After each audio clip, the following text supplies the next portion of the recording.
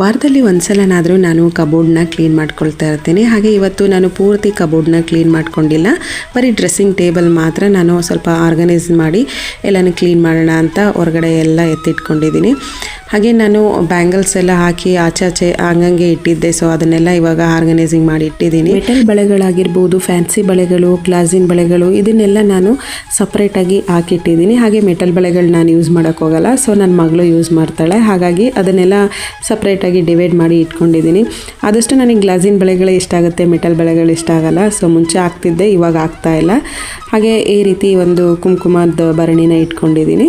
So ಸಡನ್ನಾಗಿ ಎಲ್ಲಾದರೂ ಹೊರಟಾಗ ಕುಂಕುಮನ ಇಟ್ಕೊಂಡು ಹೋಗೋಕ್ಕೆ ಈಸಿ ಆಗುತ್ತೆ ಅಂತ ಹೇಳಿ ವ್ಲಾಗಿನ ಫುಲ್ ವೀಡಿಯೋನ ನನ್ನ ಚಾನಲ್ನಲ್ಲಿ ಹಾಕಿರ್ತೀನಿ, ಫ್ರೀ ಆಗಿದ್ದಾಗ ನೋಡ್ಬೋದು. ಹಾಗೆ ಯಾರೆಲ್ಲ ನನ್ನ ಚಾನಲ್ನ ಸಬ್ಸ್ಕ್ರೈಬ್ ಮಾಡ್ಕೊಂಡಿಲ್ಲ, ಸಬ್ಸ್ಕ್ರೈಬ್ ಮಾಡ್ಕೊಳ್ಳಿ. ಹಾಲಂತ ಓಕೆ ಕೊಟ್ಟರೆ ನಾನು ಹಾಕೋ ಎಲ್ಲ ವೀಡಿಯೋಗಳ ನೋಟಿಫಿಕೇಷನ್ ನಿಮಗೆ ಬರುತ್ತೆ. ಸಿಗೋಣ ಮುಂದಿನ ವ್ಲಾಗಲ್ಲಿ. Thank you for watching.